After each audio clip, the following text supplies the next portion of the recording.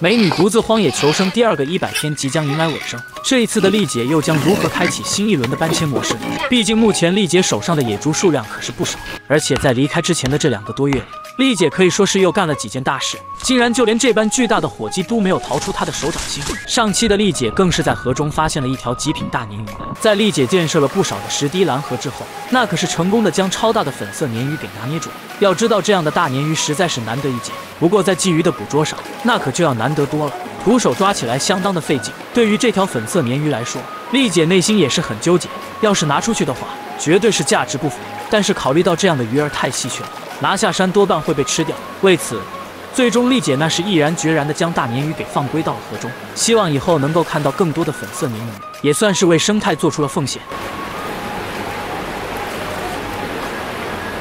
当然，剩下的鲫鱼自然是要带走的，毕竟数量不多，也就只有3条鲫鱼而已，个头上也是不算大，勉强够吃一餐。将几条鱼穿在树藤上，并拿回到庇护所之后，忙碌了一天的丽姐自然是要开始制作晚餐了。只见丽姐先是将鱼内脏清除，随后考虑到锅不大的原因，丽姐还将鱼给切断处理。至于烹饪的方法，上次吃了煎炸的鲫鱼后，丽姐那是爱上了那个味道，因此今儿也是继续制作起了煎炸鲫鱼来。不过由于鱼肉比较厚，最后丽姐还是加入了一些清水，也算是半煎炸半焖煮的做法。这般的做法下，没想到鱼肉的味道出奇的好，毕竟这可是纯天然无污染的野生河鱼，味道本就鲜美，吃的丽姐那叫一个美滋滋，一时间甚至忘记给狗子来上2块。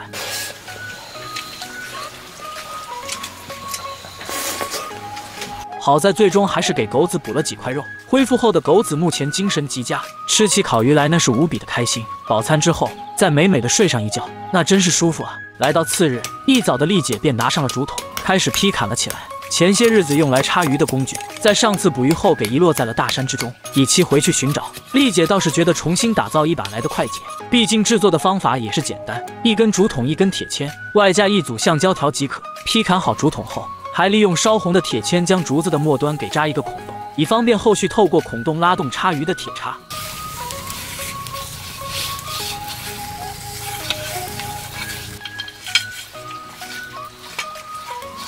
至于提供动力的橡胶条，只需要从废旧的轮胎上切割下来即可使用，将其一端套在铁签末端，另外一端绑扎在竹筒的前端，固定牢靠即可。拉扯铁签末端，将橡胶条拉开，再将铁签末端卡在卡槽处，需要触发时直接按下即可。今儿的丽姐那是准备夜间出动，来到相对较近的小溪流插鱼，毕竟下方的大河在夜间可是不方便行动，而昨天的鱼肉又吃得有些意犹未尽，夜间的鱼儿在灯光的照射下基本上不会动，因此一旦发现之后，插鱼神器可是一插一个准，接连不断的，丽姐便收获到了好几条鱼儿。不过唯一比较可惜的是，这小溪流之中的鱼儿个头上比较小，即便是眼前这条10多厘米长的鱼儿，便已经算得上是大家伙了。好在数量上还是比较给力的。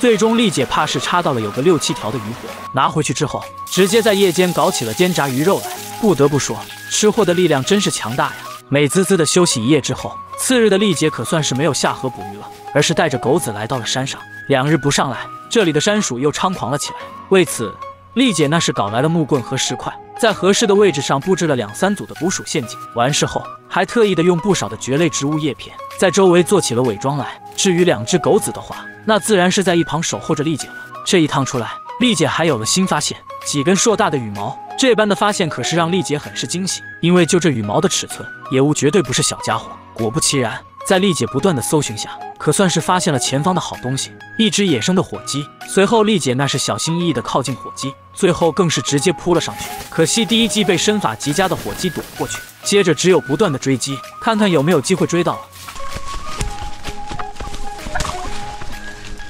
可惜火鸡的身形对比丽姐来说不大，在低矮的密林之中那是来去自由，最终丽姐也只得看着火鸡的身影越逃越远了。好在丽姐也不算是一无所获，在随后的搜寻下，可是发现了火鸡的老巢，里面虽然没有火鸡的身影，但是却是有着不少的火鸡蛋。这样的好东西，丽姐自然是不会放过的，一颗颗的将下方的火鸡蛋给收了起来。毕竟火鸡蛋可是富含蛋白质，对于荒野求生的丽姐来说，绝对是大补之物，而且不仅是个头大，数量上还不少。一共有着10颗火鸡蛋。至于火鸡蛋的烹饪方法，丽姐直接采用了水煮，而且还是一次性的将10颗鸡蛋都煮了，因为她不确定这些鸡蛋能保存多久，毕竟看鸡窝的情况，火鸡可是在孵化了的节奏，火鸡蛋味道鲜美，吃起来那是蛋香浓郁。丽姐接连着就吃了好几颗，那叫一个美滋滋。至于狗子的话，丽姐也不会吝啬，直接一狗一个鸡蛋。当然，这些日子每天喂养野猪的猪食还是要制作，2天1锅可是不能少。不过这么长的时间下，丽姐周围的木薯林中的木薯植株也是不多了。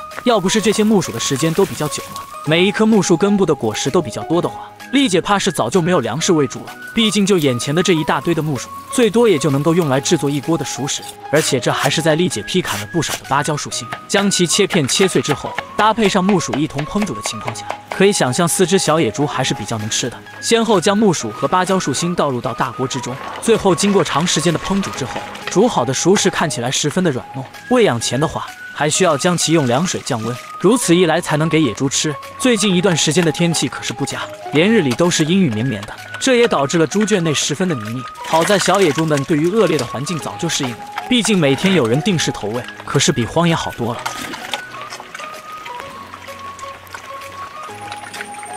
投喂野猪之后，作为没有捕捉到火鸡的丽姐，那可是十分的不甘心，因此随后就来到了那片山林，开始搜寻野物的活动痕迹。下过雨的山林，野物觅食后的痕迹尤为明显，这对于丽姐来说可是一个好消息。经过追寻火鸡觅食的痕迹，丽姐还真远远地发现了火鸡的身影。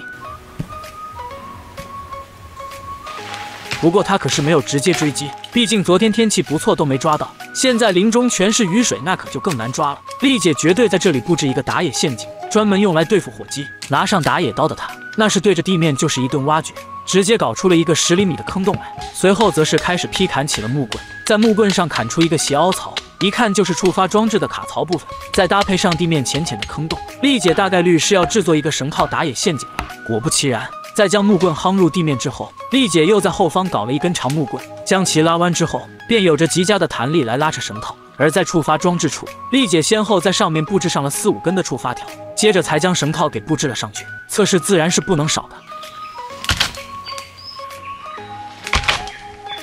看着木棍被牢牢地套住的画面，丽姐还是很满意这个绳套陷阱的。只要火鸡踩到的话，基本上是逃不了的。最后丽姐那是少不了要利用树枝、树叶、枯叶等来上一个伪装才行。当然，想要提高捕捉到火鸡的概率，一个陷阱可是不够的。前后丽姐打造了3组陷阱，这才算是完事。至于今儿的餐食，丽姐的运气不错，还发现了野生的韭菜，而且长势极佳，那自然是要将其带走了。回家之后，好好的清洗一番后，再将韭菜切割成1寸左右的蔬菜段备用即可。这可不是只吃韭菜，毕竟此时火炉上剩下的熏野猪肉炖煮的已经十分爬了。将韭菜加入进去一同烹煮一番的话，不仅是有着韭菜的清香，还能有效的去除野猪的腥味。烹煮之后吃起来更加的过瘾。看看丽姐这般一块接着一块的，那是吃得无比的快乐呀。